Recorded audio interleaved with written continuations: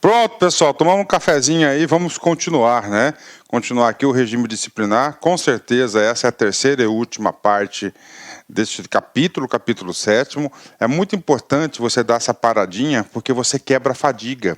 Você quebrando a fadiga, você fica com maior índice de atenção. Quanto maior o índice de atenção, mais você fixa o conteúdo, mais você aprende, né? Eu sempre digo o seguinte, professor, como é que eu faço para estudar para não esquecer, né? Primeiro passo que você tem que fazer, você tem que aprender, você aprender o conteúdo, entender o conteúdo.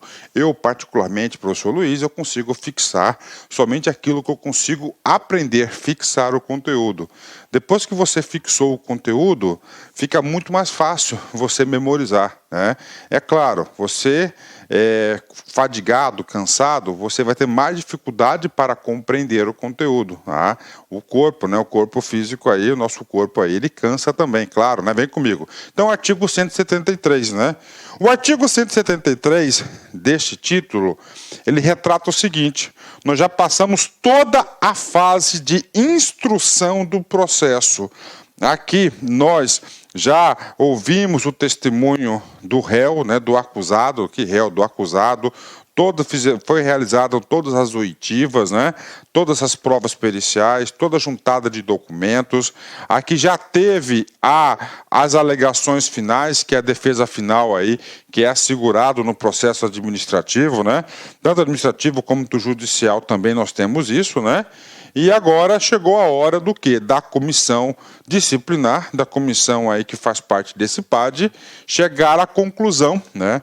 Qual que é a conclusão? A conclusão é sim ou não, né? Ele é acusado ou não, né? É a ele imputado os fatos narrados, sim ou não, né? E a conclusão do trabalho da comissão, ele vai desaguar, atenção, questão importante no documento chamado relatório final.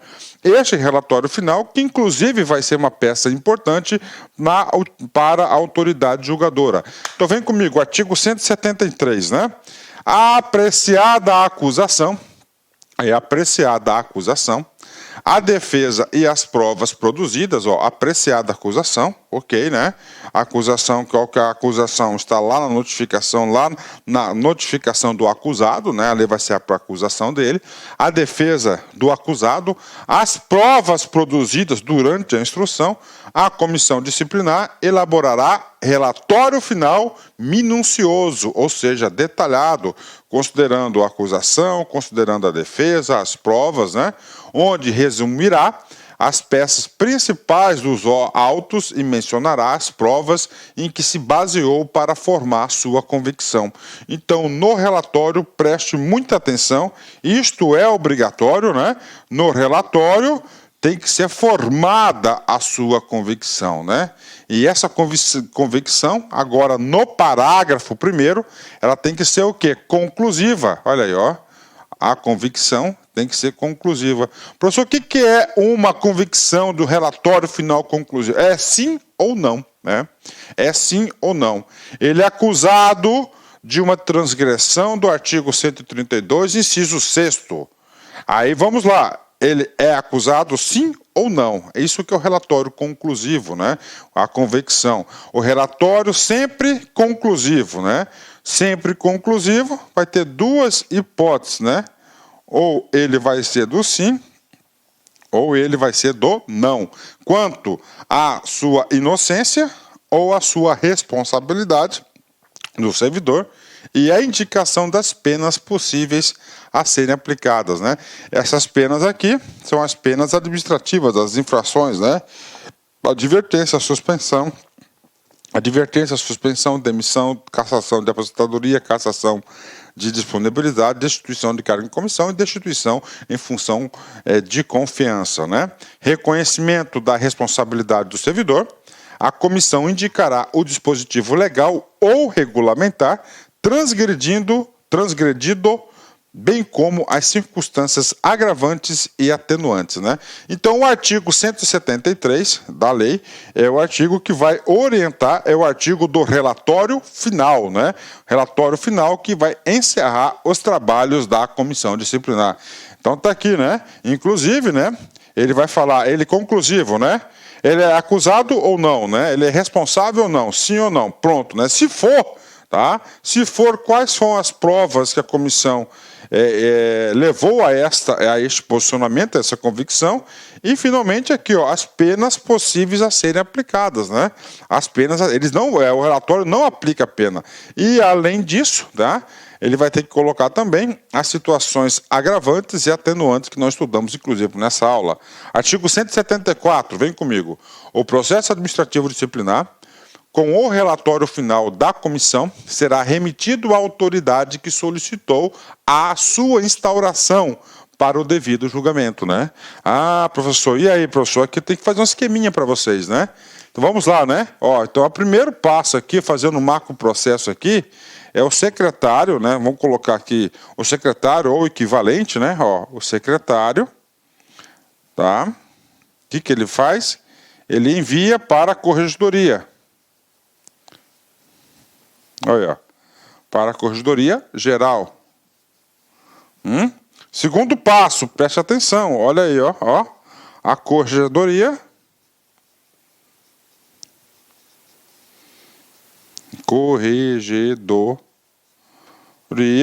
né, instaura o PAD.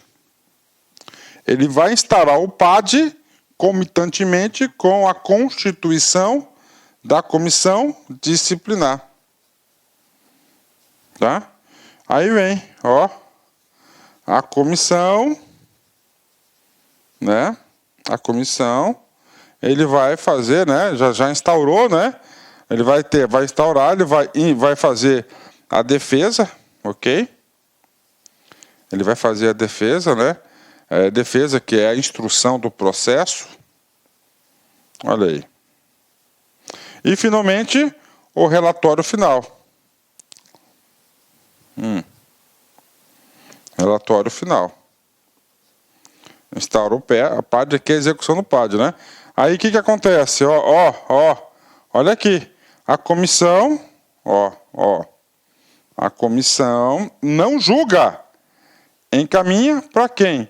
Para quem deu origem ao secretário. Ou prefeito. Esses dois aqui tá aqui, ó, solicitou, ó, a autoridade para o devido julgamento, ó. Este julgamento aqui, ele vai ser de quem tem a competência punitiva. Se for o secretário, ele julga. Se não for, o secretário tem que encaminhar para quem tem autoridade, no caso aqui, o prefeito. Então tá aí para vocês, né? Fazendo aqui um macro fluxo do processo, né? Nós terminamos, ó, esse artigo aqui, o 134, termina exatamente aqui, tá? Neste ponto, né? Aí. E agora, professor, agora a gente vai estudar esse cara aqui, que é o quê? O julgamento, né? Este cara aqui, a comissão e negócio aqui, ele vai o quê? Julgar. Aí, julgamento. Julgamento do processo, né? Administrativo disciplinar. Vamos lá. É comum, tá? O aluno confundir que a comissão julga. Não, a comissão vai só apurar e vai fazer o relatório final. Este relatório final, claro, vai ser instrumento fundamental, base para a autoridade competente tecer sua convicção, seu julgamento, né? Então, pronto, nós terminamos aí essa parte, né? Agora a gente vai para a última, que é o quê? Do julgamento, tá? Do julgamento. Na altura do campeonato, você já deve saber que quem julga é quem tem a competência punitiva. E o estatuto do município foi claro, somente 2 pessoas têm isso. O secretário ou equivalente a ele, né, ou o prefeito, né? O secretário equivalente para as penalidades de advertência e suspensão até 30 dias e a de demissão, suspensão mais de 30 dias, destituições e as cassações, o nosso prefeitão, né? Vamos lá, artigo 175, né? A autoridade julgadora proferirá a sua decisão no prazo de 60 dias, olha aí, né? Então, a autoridade julgadora, que é aquele que tem competência aí para julgar, 60 dias, prorrogável por mais 60, então 60 mais 60, por igual período contados do recebimento do processo. Então ele tem um prazo aí para tecer o seu julgamento. Cai em prova? Bastante, então é 60 mais 60, né? Vamos lá, parágrafo 1º. Se a penalidade a ser aplicada exceder a alçada da autoridade que solicitou, professor, como assim? Né? Que solicitou a instrução do processo, né? O que eu acabei de falar para vocês, né? Então lá o secretário, né, identificou um fato lá que cabe de suspensão, por exemplo, né? E chegou lá, constituiu um PAD, né? O PAD rodou, voltou para ele. Só que a penalidade ali é de demissão. O secretário, né, a autoridade que instaurou, normalmente 99,9% é o secretário. Eu digo isso porque o prefeito também tem essa competência de solicitar a instauração, mas sempre a maioria é o secretário. O secretário não pode demitir, né? A regra geral é quem solicita o processo faz o julgamento, né? Mas quem tem a competência, então vai encaminhar para o prefeito. Este será encaminhado por esta autoridade, o secretário, a autoridade competente que decidirá em igual prazo, né? Então sobe o processo para o prefeito que decidirá em 60 mais 60 dias, né? Parágrafo 2º, vem comigo. Havendo mais de um acusado, né? A diversidade de sanções, tá? Ok, né? O julgamento de todos caberá à autoridade de competência, tá? A imposição de pena mais grave, né? Então você tem um PAD, olha aí. Neste PAD você tem 2 sujeitos, tá? Aí, ó.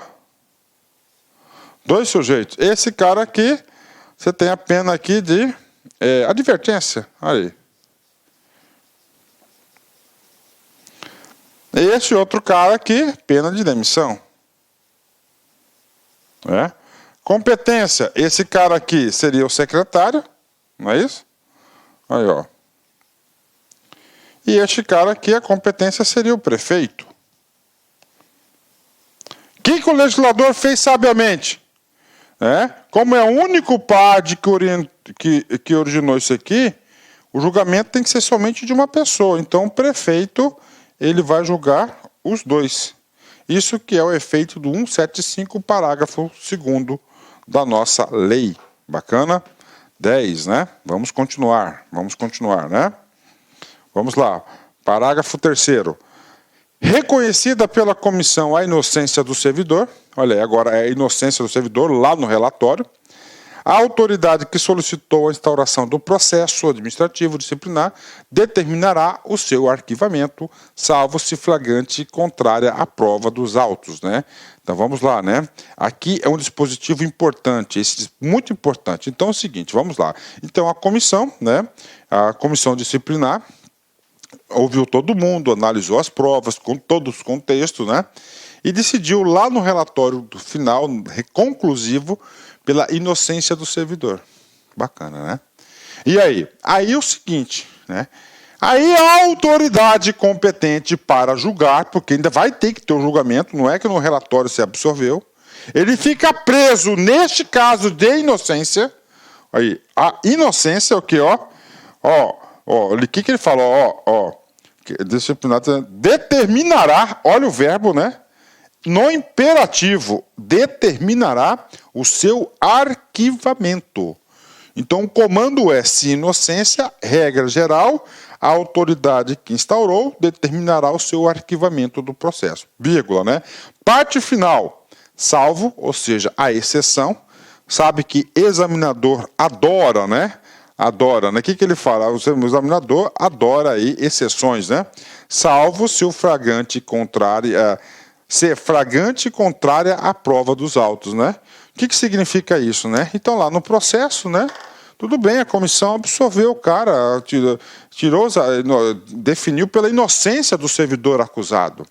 Só que aí chega lá o secretário, opa, essa decisão está contrariando as provas nos autos. E aí, professor? Aí, se tiver flagrante, ou seja, nítido, claríssimo, né? Flagrantemente, olha o verbo que ele colocou, né? Neste caso aqui, claro, ele poderá aí sair aí da orientação do relatório final, né? Bacana, vamos lá, vamos falar do julgamento ainda. Parágrafo 4º, né? Vamos lá, parágrafo 4º. O julgamento acatará o relatório final da comissão, salvo quando contrário às provas dos autos, né? Então aqui é o outro lado, né? Então vamos lá, né? O parágrafo 3º é quando o relatório inocentou o acusado. Então, no caso de inocentou o acusado, o que acontece nesse caso específico, né? A regra geral é a autoridade acatar a inocência, a decisão lá, a conclusão do relatório final da comissão. Neste caso é o seguinte, né? A comissão, o que a comissão fez? A comissão aí considerou acusado, né? Ele definiu pela acusação, né? Pela confirmação da acusação. E aí, professor, autoridade competente, né? Então, neste caso, é o seguinte, você tem que analisar que sempre indúbio pro réu, né? Indúbio pro réu é um princípio aí básico do direito, né? O que acontece? O julgamento acatará o relatório final da comissão. Bacana, né? Salvo, ou seja, nesse caso aqui, caso que ele está considerando o cara culpado, né? Salvo quando contrário às provas dos autos. Professor, o que está mudando aqui? Aquela palavrinha chamada flagrantemente. Olha aí. Duas coisas que diferem esse dispositivo aqui, né? A palavra flagrantemente, né, que ele pode ir contra, né, porque o que acontece aqui? A comissão fez um trabalho árduo, técnico, assim, vamos supor, né? Isso aqui que é o direito. Então, flagrantemente, e ele vincula a decisão do cara, determinará o seu arquivamento. No outro caso é diferente. Ele pode contrariar? Pode, só que não precisa ser flagrantemente. Ele tem que ter a convicção da autoridade julgadora. Ele é um julgador, né? Quando contrário às provas dos autos, né? Então tá aí, o julgamento acatará o relatório final da comissão, vai ter que analisar, ok, né? Aí agora é o seguinte, se não tiver a convicção da autoridade julgadora, né, que não cabe aquela penalidade, ele poderá, né, julgar de forma diversa, aí, salvo quando contrário às provas dos autos, só que não pode ser coisa da cabeça dele. Ele vai ter que analisar as provas dos autos para fundamentar a sua decisão. Quando o relatório final da comissão contrariar as provas dos autos, a autoridade julgadora poderá motivadamente agravar a penalidade proposta, abrandá-la ou inocentá-la, ou servidor da responsabilidade. Ou seja, né? Então é o seguinte, regra geral, tanto da inocência, na inocência é tranquilo, né? Quanto da confirmação da acusação, é o seguinte, ele acatar. Tá? Ele acatar. E aí é o seguinte, professor, mas ele não concorda, né? Pode, né? Salvo contrário às provas. Só que da convicção dele, atenção, do salvo contrário às provas, o legislador, não só aqui, mas em todo lugar, ele ampliou o poder da autoridade julgadora. Né? Então, a autoridade julgadora pode, claro, um ato motivado, ele vai ter que explicar com base nas provas, né? Que ele agravou a penalidade proposta, né? O cara vai lá, mandou uma suspensão de 90 dias, o prefeito chega negativo. Aqui é um caso de demissão a bem do serviço público. Bingo! Ok, né? Poderá, abrandá-la. Não, isso aqui não é um caso de demissão, isso aqui é um caso de suspensão de 90 dias. É claro que o ato tem que ser motivado ou inocentar o servidor da responsabilidade. Tá? Porque se o legislador não desse esse tipo de possibilidade, o prefeito, a autoridade, seria um mero quê? Homologador do relatório final. Não seria a parte de julgamento. Tá? Não existe. Então, isso aqui ele é instrumentos para o julgamento. Ele não é homologador da decisão da comissão. Né? Parágrafo 6º, vem comigo aqui. Verificada a ocorrência de vício insanável. Né? Vício insanável aonde? No PAD. A autoridade que solicitou a instauração do processo administrativo disciplinar encaminhará os autos à Procuradoria-Geral do município. Né? Então, antes da decisão, é encaminhado, se caso encontrar algum vício, né, o cara está analisando para julgar, ele encontrou um vício, ele encaminha para o Procurador-Geral do município, para análise e parecer, que se concluir pela inexistência de nulidade, devolverá os autos para o julgamento e, se concluir pela existência de vícios processuais, declarará sua nulidade total ou parcial e encaminhará os autos à Corregedoria Geral para correção do vício e instauração de novo processo administrativo, né? Professor, o que significa aqui? Isso aqui é um último controle de legalidade que tem antes da decisão, né? Então, o último controle de legalidade, né? Então, o que acontece, né? Chegou lá a autoridade competente para fazer o julgamento, ele analisa, poxa, aqui tem um erro sério nesse processo, né? É um erro sério. Se tem um erro, qual que é o procedimento do parágrafo 6º, né? Primeira coisa, encaminha para quem deve defender o município. Quem que defende o município? A Procuradoria-Geral do município. A Procuradoria-Geral do município vai analisar. Opa, esse é um vício sanável. Vamos corrigir. Tá? Vai encaminhar para a corregedoria corrigir esse vício, né? O erro, né? Não é possível de correção, né? Então vai fazer um novo processo. Professor, por que esse processo ele não pode ter erros, né? Porque muito na administração pública, isso já aconteceu muito, hoje acontece ainda, mas com muito menos aí, como é que eu falo aí, incidência, né? Que acontece, né? Muitos processos eram revertidos pela justiça por vício, né? Às vezes por desrespeito a um prazo, alguma coisa assim, não considerou alguma coisa, então o processo era anulado, né? E o cara se safava. Ele se safava dessa safadeza toda aí. Então o que acontece, né? Então agora ele tem esse controle aqui de legalidade do processo, né? Bacana. Artigo 176, né? O julgamento realizado pelo superior hierárquico do acusado cabe recurso nos termos do inciso título 4 desta lei. Professor, o título 4 dessa lei é o direito de petição. Cabe recurso. Então aí cabe recurso, né? Então ele cabe recurso, não só recurso, mas também cabe pedido de reconsideração, né? E você sabe que o prazo para interposição do recurso aqui é de 30 dias, né? E o prazo para decisão também de 30 dias, né? Bacana, entenderam? Então cabe recurso dessas decisões também, né? Os atos administrativos ocorridos fora do prazo legal não implicam nulidade do ato ou do processo, desde que não haja prejuízo ao acusado. Então está aqui, né? Ou seja, isso aqui vai caracterizar um fenômeno no direito que ele é chamado do quê? Prazo impróprio, né? Vou até anotar aqui, ó. É prazo impróprio, né? Tá aí. Como assim, professor? Você sabe que a autoridade, né? Ó, julgamento. Vou colocar aqui, ó. Ó, julgamento, né? Ele tem 60 dias mais 60. Ok?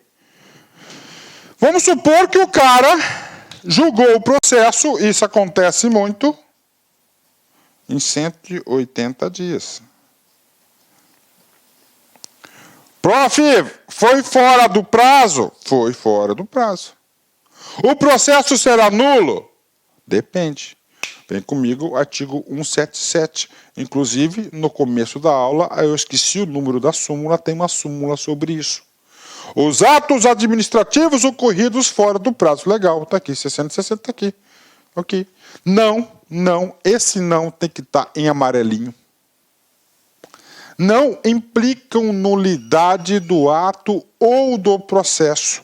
Tá? Não implique nulidade do ato ou do processo. Está aí para você, né? Olha aí. Ou do processo, desde que não haja prejuízo. Não implica agora. Agora, se em 180 dias ocorreu algum prejuízo ao acusado, aí sim poderá ser anulado, né? Para ser anulado o processo está aqui agora. Prejuízo ao acusado, né? E aí, professor, eu vejo algumas hipóteses. Vamos ver comigo, né? Cara, o cara respondeu no PAD, tá lá, passou toda a parte de instrução, aquela parte de defesa, né? Ele está recebendo? Está recebendo. Está tendo prejuízo? Não. Se brincar, o cara tá afastado. Está até afastado. Então não há prejuízo nesse caso. Agora, eu vi um caso, né, que a gente vai ver um pouquinho mais para frente aí, que o cara, que inclusive foi do Detran aqui do Mato Grosso, estava respondendo um PAD, passou no outro concurso, ele queria para outro concurso, e o cara não julgava.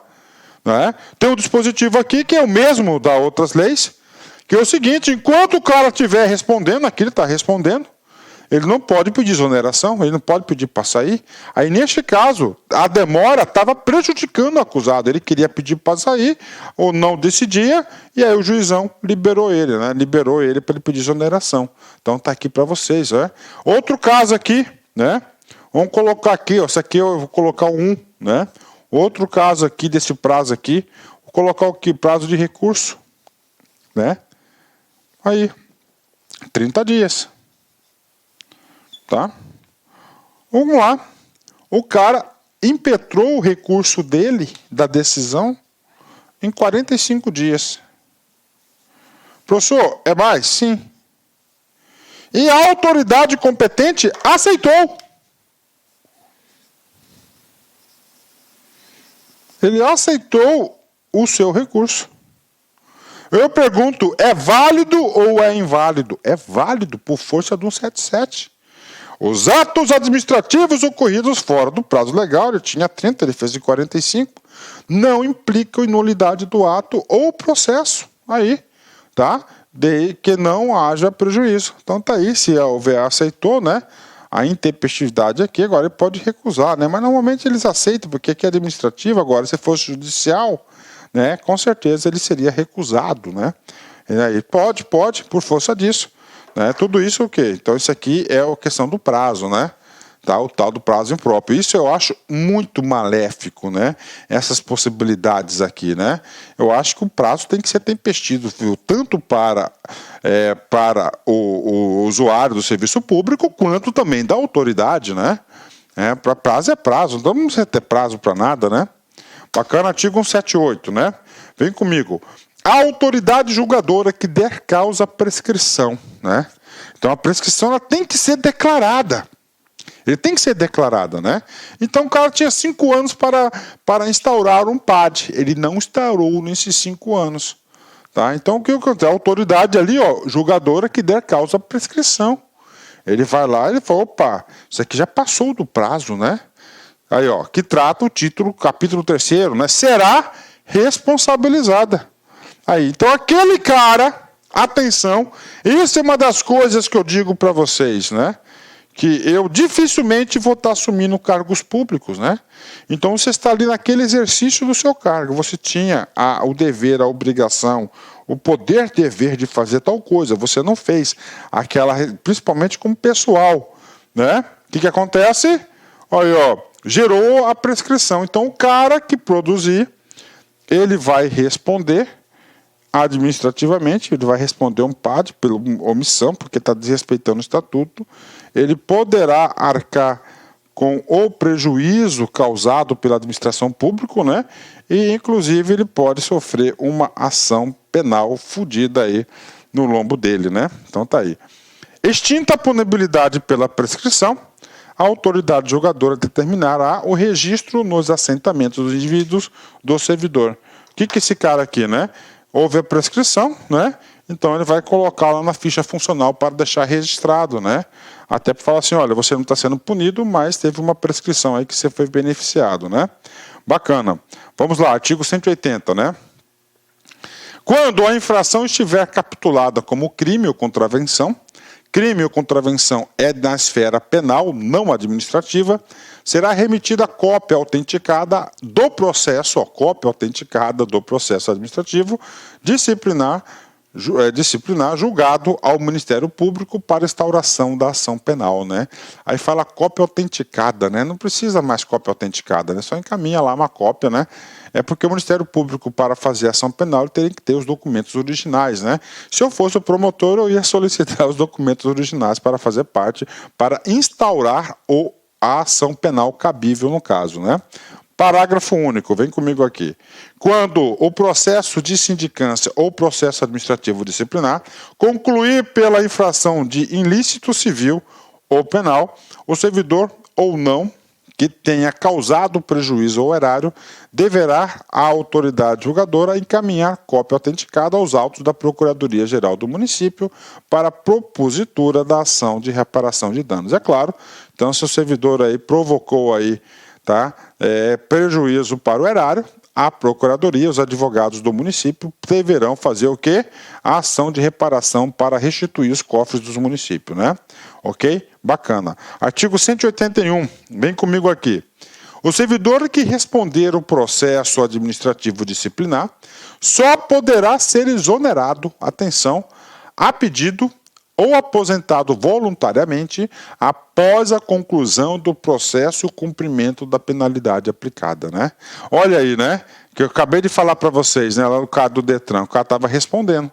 Então ele queria pedir para sair porque ele tinha sido aprovado em outro concurso, só que não liberavam ele. Ele queria fazer o quê? A exoneração por pedido. Tá aí, né? E aí, eu tenho outro caso de aposentadoria voluntária, né? Uma grande amiga minha, na época lá que eu trabalhei na Secretaria de Estado, né? A mulher lá na final de carreira, pô, abriram um PAD contra ela. Cara, é um PADzinho vagabundo que abriram, cara. O povo não é foda, meu, falar para vocês. Esse pessoal da KGB é difícil, né? Então, o que acontece, né? Aí, ela pronta para aposentar, e aposentar naquele mês abriram um PAD. O que aconteceu? Não pode aposentar enquanto a conclusão. Coitada, deve ter trabalhado uns 2 anos a mais aí, né? Porque estava com o PAD travando o seu processo de aposentadoria, né? E no final, né, não encontraram provas, né? Ocorrida a exoneração que trata o parágrafo único, né? Vamos lá, então, exoneração, nós temos aí de ofício, né? E nós temos o finalizar pedido, ok, né? Vamos lá, exoneração. Qual exoneração? De ofício ou a pedido que está falando aqui?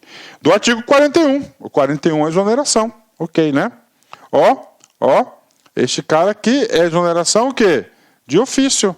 Inciso 1 é aquela em estágio probatório, né? Aquela em estágio probatório. Tá aí, então o cara foi exonerado de ofício em estágio probatório. O que acontece? Ó, o ato será convertido em demissão se for o caso, né? Então, às vezes demorou o PAD lá vários tempos, né? Um ano lá, o cara já tinha sido exonerado, e aí o que acontece? Aí esse ato de exoneração nós sabemos que não é uma punição e não gera nenhum tipo de efeito essa decisão de exoneração de ofício, nenhum. Tá? O cara continua limpinho na sua ficha pregressa. O que aconteceu nesse caso aqui? Nesse caso especificamente, tá? O cara aqui, ele já foi o quê? Vai ser convertido a exoneração de ofício em demissão. Uhul! Tá? 182. Serão assegurados, atenção, transporte e diárias aos membros da comissão e ao secretário, quando obrigados a se deslocarem para o outro município para a realização de missão essencial ao esclarecimento dos fatos, né? Ou seja, o artigo 182 tem um trabalho da logística aos trabalhos da comissão. Bingo! Ok? Vamos lá. Último, né? Revisão do processo, né? O que vem a ser a revisão do processo, né? É o seguinte, professor, revisão é recurso? Não. Revisão é pedido de consideração? Não. Tá?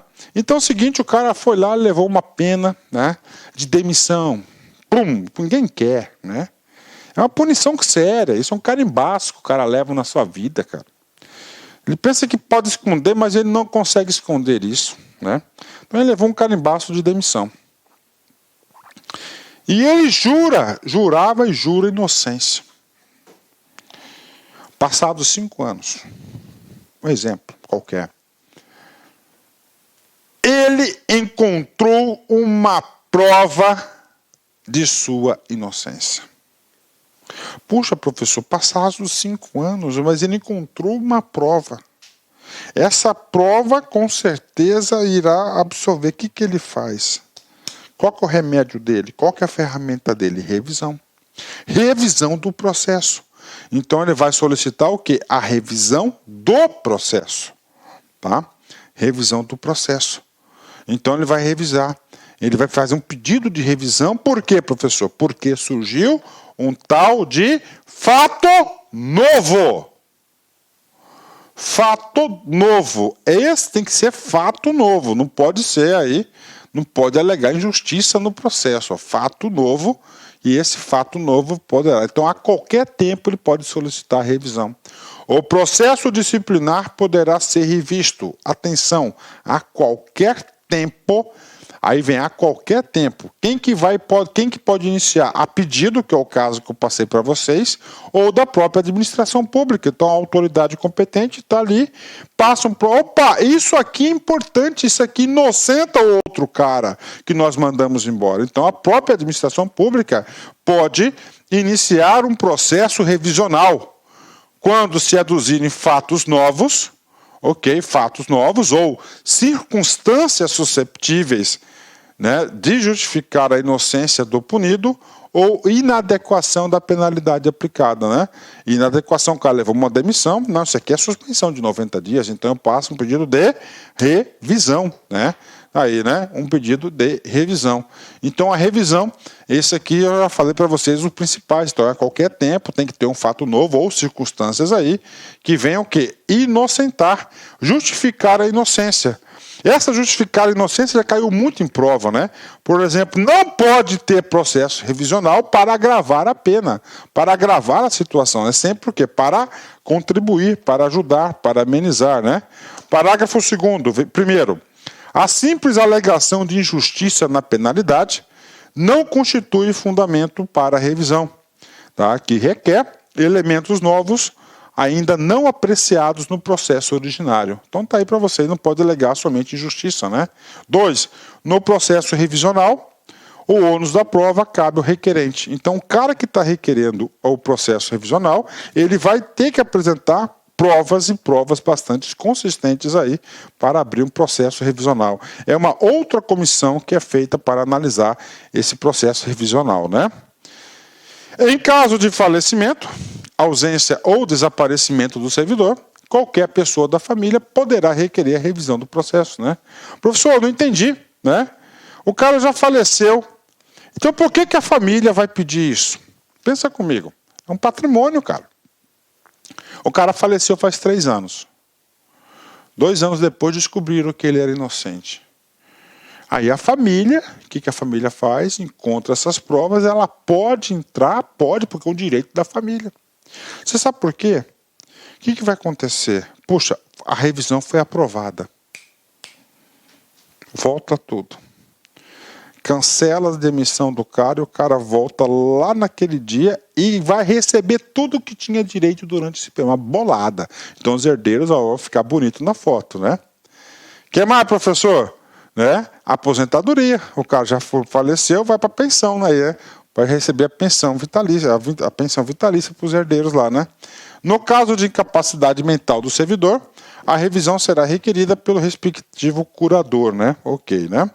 O requerimento de revisão do processo será dirigido à autoridade julgadora, que, se autorizar a revisão, com ou sem efeito suspensivo, encaminhará o processo a pedido à Corregedoria Geral do município. Então, aí está aqui o trâmitezinho, então ele vai autorizar a revisão, pode ter efeito suspensivo ou não, né? Mas 99% é sem efeito suspensivo, né?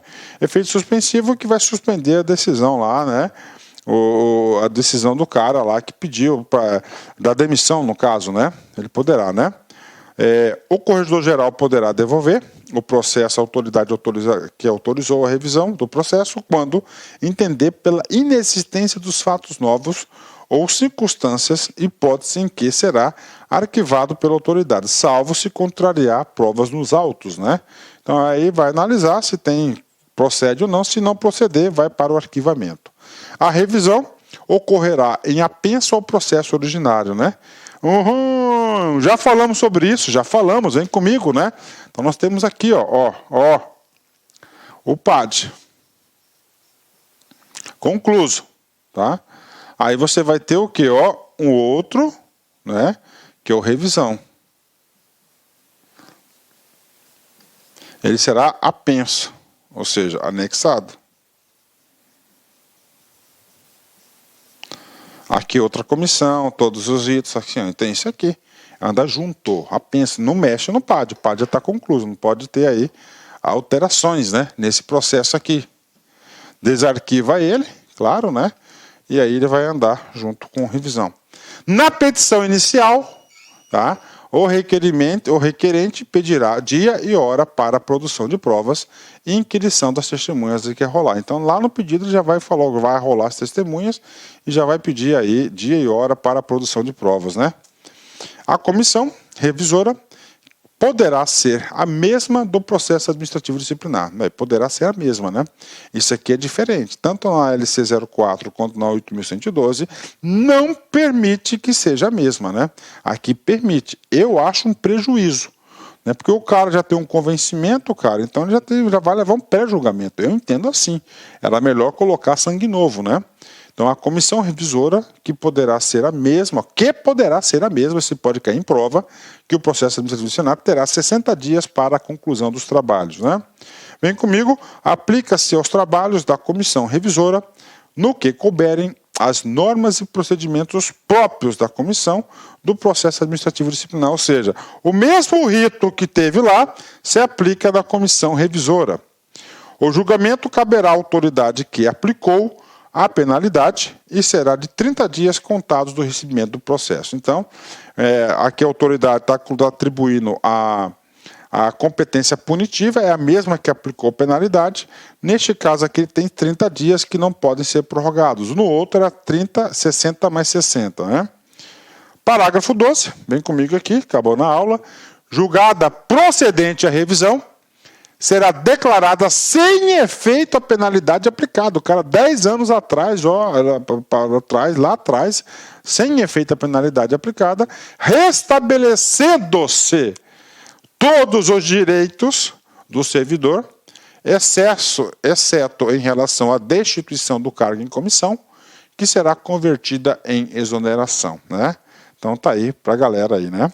E finalmente, último comando da aula: da revisão do processo não poderá resultar agravamento de penalidade, né? Ou seja, não pode agravar, não pode prejudicar. Então, a revisão é somente para beneficiar, ok? Para amenizar a punição.